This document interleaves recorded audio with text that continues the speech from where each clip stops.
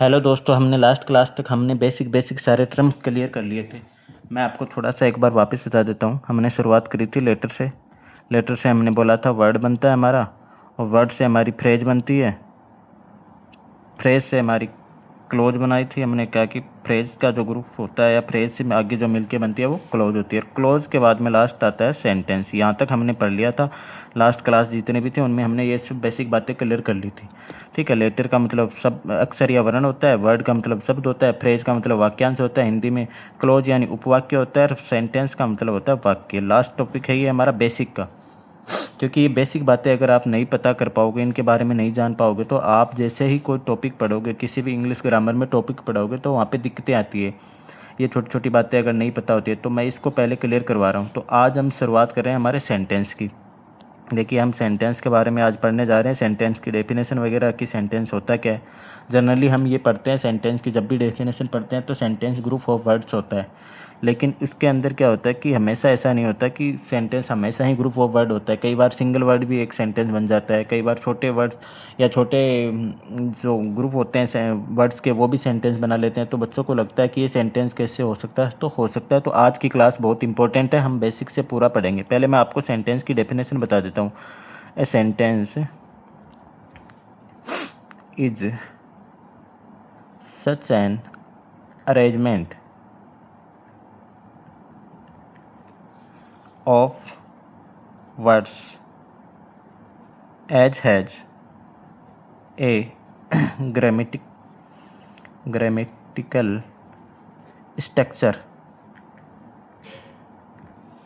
and a complete and logical meaning।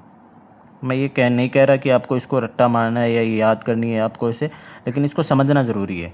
क्योंकि हमें दिमाग में ये आता है कि सेंटेंस की जो डेफिनेशन होती है वो ग्रुप ऑफ वर्ड्स होती है। ठीक है, हालांकि वो भी डेफिनेशन सही है, मैं ये नहीं कह रहा वो सही नहीं है, लेकिन उसके अलावा आपको थोड़ा सा ये ध्यान रखना है कि जो सेंटेंस की डेफिनेशन होती है वो ये नहीं होती कि ग्रुप ऑफ वर्ड्स है। उसके अंदर क्या क्या होता है, उसके अंदर एक ग्रामेटिकल स्ट्रक्चर होता है, यानी ग्रामर का जो भी स्ट्रक्चर है वो उसको फॉलो करता है। और उसके साथ साथ इंपॉर्टेंट बात यह कि उसका कंप्लीट और लॉजिकल, यानी एक पूरा मीनिंग होना चाहिए, एक लॉजिकल मीनिंग होना चाहिए। ऐसा नहीं है कि आपने कोई भी वर्ड्स बना दिए, कोई भी वर्ड्स का ग्रुप लिख दिया और आपने बोल दिया ये सेंटेंस है। जैसे मैं आपको बता रहा हूँ, जैसे मैंने किसी को बोला कि गो होम, क्या बोला, गो होम, तो ये एक सेंटेंस है। लास्ट में मैंने फुल स्टॉप लगा दिया तो ये सेंटेंस बन गया। अब इसमें तो दो ही वर्ड है, बहुत सारे वर्ड्स का ग्रुप ही नहीं है ये तो ऐसा नहीं है कि ये सेंटेंस नहीं, ये सेंटेंस है। हम किसी को बोलते हैं, किसी को इंस्ट्रक्शन करते हैं कि आप जाओ, ठीक है, तो कई बार हम ऐसे ही बोल देते हैं गो, और लास्ट में अगर फुल स्टॉप, तो ये आपका सेंटेंस है।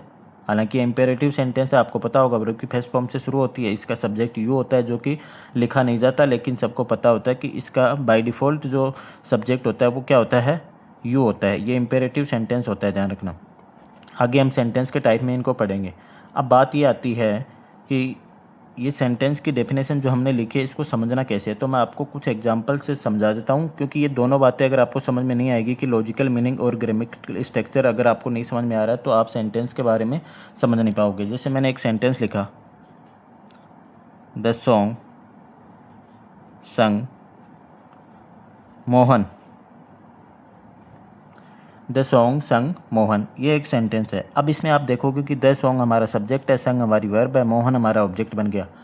लेकिन यहाँ पे आपको देख के पता चल रहा होगा कि सेंटेंस में सब्जेक्ट वर्ब ऑब्जेक्ट तो बना दिया, ग्रामर के अकॉर्डिंग तो स्ट्रक्चर बना दिया, लेकिन इसका कोई मीनिंग नहीं है। ये इलॉजिकल है, इसका मीनिंग नहीं है। ये ग्रामर के अकॉर्डिंग भी गलत है और इसका मीनिंग भी इलॉजिकल निकल रहा है। ठीक है ना, हमने बना भले ही दिया ग्रामर के अकॉर्डिंग, लेकिन ये ग्रामेटिकल नहीं है, इनग्रामेटिकल सेंटेंस है, ध्यान रखना। ग्रामर के अकॉर्डिंग ये सही नहीं है। क्यों नहीं सही है मैं आपको बताता हूँ। देखो, द सॉन्ग सब्जेक्ट है, संग वर्ब हो गई, मोहन ऑब्जेक्ट हो गया। तो इसका मतलब है कि सॉन्ग जो है वो गाएगा, किसको गाएगा, मोहन को।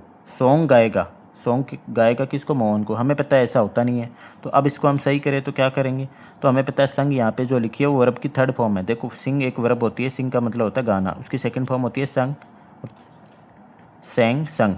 ठीक है, सिंग सेंग संग, ये वर्ब की फर्स्ट फॉर्म, ये सेकंड फॉर्म, ये थर्ड फॉर्म। ये वर्ब की जो थर्ड फॉर्म होती है वो कभी भी बिना हेल्पिंग वर्ब के नहीं आती। हमें पता है कि वर्ब की थर्ड फॉर्म बिना हेल्पिंग वर्ब के कभी नहीं लिखी जाती, इसके साथ हेल्पिंग वर्ब आनी चाहिए। तो इसके साथ हेल्पिंग वर्ब आएगी, तो जैसे हम इसको ऐसे लिख देंगे, द सॉन्ग वॉज संग। फिर अगर मोहन को अगर आपको लिखना है तो मोहन यहाँ पे ऑब्जेक्ट नहीं है, ये क्या है कि डूअर ऑफ एक्शन है, ठीक है ना। तो यहाँ पे इसके साथ में आपको पैसिव सेंटेंस बना के लिखना पड़ेगा बाई मोहन। तो ये अब जाके सही होगा, द सॉन्ग वॉज संग बाई मोहन। अब ये सही हो गया, ठीक है, कि सॉन्ग जो है उसको किसके द्वारा गाया गया, मोहन के द्वारा गया, यानी मोहन के द्वारा सॉन्ग को गाया गया। अब ये सेंटेंस सही हुआ है, ठीक है। जैसे मैंने एक दूसरा सेंटेंस लिखा, जैसे the building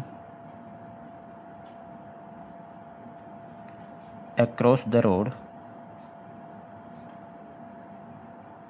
the building across the road और फुल स्टॉप लगा दिया। तो अब इसका मतलब क्या हुआ, इसका मतलब हुआ द बिल्डिंग आपका सब्जेक्ट है लेकिन इसमें वर्ब भी नहीं है, या इस बिल्डिंग के बारे में हम क्या बता रहे हैं वो भी नहीं पता है।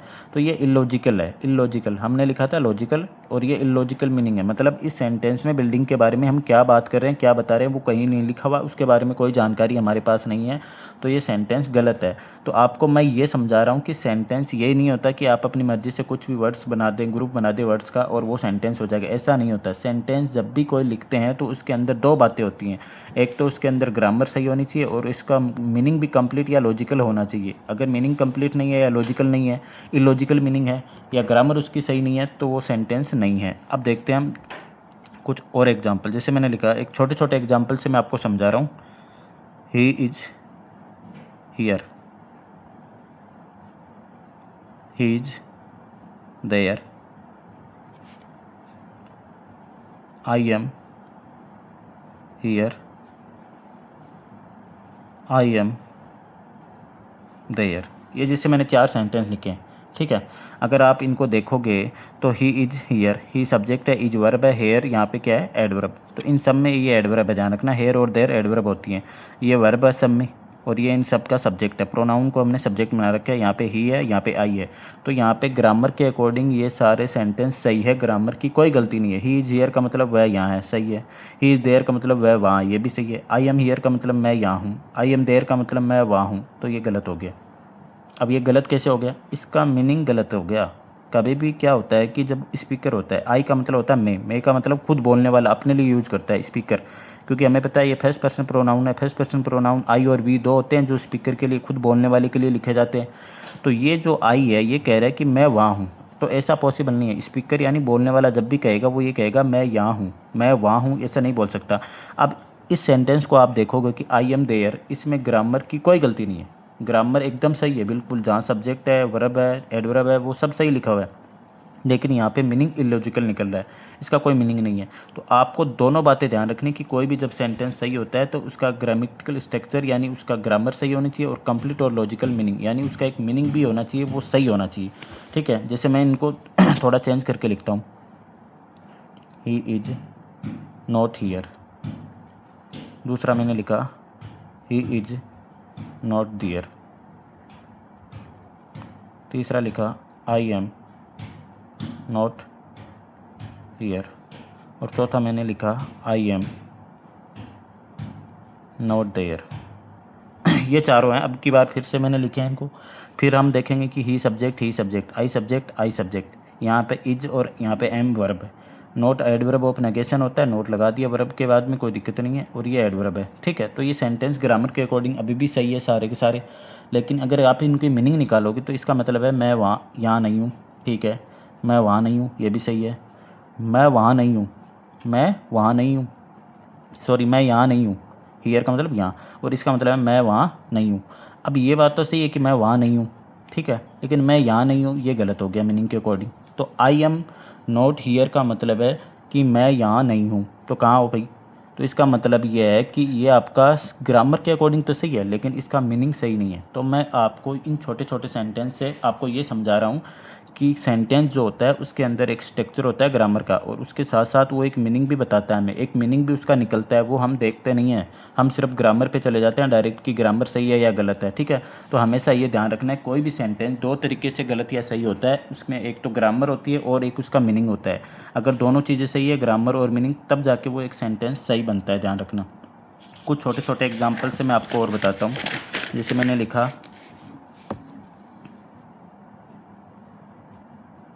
They killed he, they killed me. अगर आप इन दो सेंटेंस को देखोगे तो आपको पता चल रहा होगा कि इनमें से कौन सा सही है या कौन सा गलत है। एक बार आप वीडियो को पॉज करके खुद से सोच के देखना, क्योंकि ये जो सेंटेंस होते हैं या कोई भी इंग्लिश में हम सेंटेंस को पढ़ते हैं तो उसके अंदर ग्रामर के साथ साथ उसका मीनिंग दोनों हमें देखना पड़ता है, इसलिए हमें इंग्लिश में थोड़ा सोचना पड़ता है। ठीक है, ग्रामर के हिसाब से जाओगे, रूल रट्टे याद करोगे तो हमारे दिक्कतें आएंगी। अब देखो यहाँ पे क्या है, सब्जेक्ट है दे, किल्ड यहाँ पे सेकंड फॉर्म है पास्ट टेंस की, और ही यहाँ पे क्या है, ऑब्जेक्ट। हमें पता है वर्ब के बाद ऑब्जेक्ट आता है, तो ये हमें पता है कि ये ग्रामर के अकॉर्डिंग गलत हो गया कि ही जो होता है वो सब्जेक्टिव केस का प्रोनाउन होता है जिसको हमने ऑब्जेक्ट बना रखा है, तो इसका अगर ऑब्जेक्टिव केस लिखेंगे तो ही नहीं आएगा, हिम आएगा। अब जाके ये सही हो गया, दे किल्ड हिम। अगर आप दे किल्ड ही लिखोगे तो ये गलत है, इसका मतलब है इसमें ग्रामर की गलती है। ये सेंटेंस जो है ग्रामर के अकॉर्डिंग गलत है, इसमें ग्रामर गलत थी। दे किल्ड मी, ये सब्जेक्ट है, ये वर्ब है, ये किल्ड के बाद में आपका ऑब्जेक्ट दे रखा है वो मी है, और हमें पता है आई का ऑब्जेक्टिव केस मी होता है, तो ये ऑब्जेक्ट भी सही है, तो यहाँ पे तो सही होना चाहिए, लेकिन ये भी सेंटेंस गलत है। अब ये इलॉजिकल है। इलॉजिकल कैसे है, देखो किल्ड यहाँ पे लिखी हुई है, वर्ब की सेकंड फॉर्म है। वर्ब की सेकंड फॉर्म का मतलब काम पास्ट में हो गया। अगर काम पास्ट में हो गया तो मी जो है, मी हमें पता है आई का ऑब्जेक्टिव केस मी होता है, आई होता है स्पीकर, बोलने वाला, अभी बताया था। अगर बोलने वाला होता है तो वो आके बता कैसे रहे, जो काम हो गया वो कैसे बता सकता है कि मेरे को उन्होंने मार दिया। दे यानी वे थे, जो भी थे, उन्होंने उसको मार दिया। तो ये आई जो है स्पीकर है, फर्स्ट पर्सन, और इसका ऑब्जेक्टिव केस अगर मी है तो इसका मतलब है स्पीकर आके बता रहा है कि मेरे को उन्होंने मार दिया, यानी उन लोगों ने मेरे को मार दिया। तो ऐसा पॉसिबल नहीं है। अगर आप सोचोगे, दिमाग लगाओगे, तो ये लॉजिकली गलत हो गया, इसमें ग्रामर की कोई गलती नहीं है कि उन्होंने उनको मार दिया, लेकिन ये स्पीकर है, बोलने वाला, ये खुद आके बता रहा है। तो किसी आदमी को हमने मार दिया तो आके नहीं बोल सकता, नहीं बता सकता, ये हमें सोचना पड़ेगा, इसमें ग्रामर की कोई गलती नहीं है। अब देखो तीसरा सेंटेंस, अगर मैं इसको सही करूँ तो दे विल किल मी, तो ये सही हो गया। दे विल किल मी का मतलब है वे मुझे मारेंगे, अभी मारा नहीं है, फ्यूचर में, ठीक है ना। तो ऐसा पॉसिबल हो सकता है कि उन्होंने मेरे को धमकियां वगैरह दी है ऐसे कुछ मारने की, तो ये सेंटेंस अब जाके सही हो गया कि ये फ्यूचर में मेरे को अभी काम करेंगे, अभी काम हुआ नहीं है, तो ये सेंटेंस सही है। अगर इसको दूसरे तरीके से और सही करना है, अगर आपको किल्ड को किल्ड ही रखना है तो आप ऐसे लिख दो, दे ऑलमोस्ट किल्ड मी, ठीक है। अब ये सही है। अब कैसे सही है, अब ये ऐसे सही है कि ये कह रहा है कि मेरे को उन्होंने लगभग मार दिया। लगभग, ऑलमोस्ट का मतलब लगभग, यानी आप ये बोल सकते हो अधमरा कर दिया, एक तरह से पूरा कंप्लीट नहीं मारा है। इसका मतलब ये है कि ये सेंटेंस सही है, ये सेंटेंस सही है, लेकिन ये गलत है। इसमें गलती क्या है, इसमें गलती है मीनिंग की।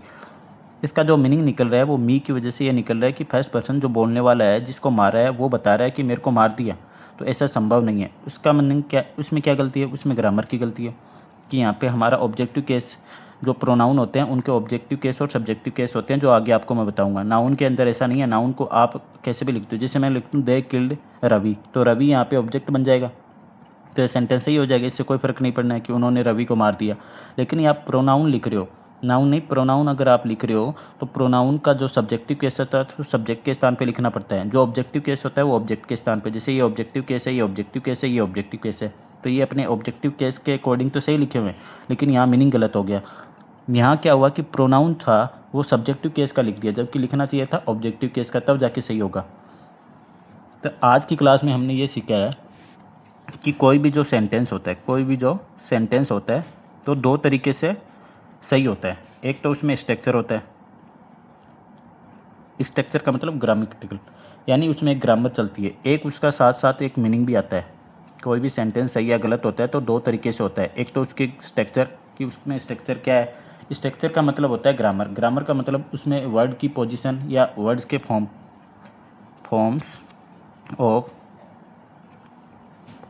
And positions of word. ये कह रहा है कि ग्रामर के अकॉर्डिंग, यानी ग्रामर के जो वर्ड्स होते हैं, यूज होने वाले सेंटेंस में वर्ड्स होते हैं, उनकी फॉर्म और उनकी पोजीशन सही है या गलत है। उसके साथ साथ उसमें एक मीनिंग भी आता है। अगर वो मीनिंग आपका लॉजिकल नहीं है तो भी वो सेंटेंस आपका गलत होगा। अब मीनिंग का कैसे पता चलेगा, मीनिंग का पता चलेगा कॉन्टेक्स्ट है। तो ये दो चीज़ें आपको ध्यान रखनी है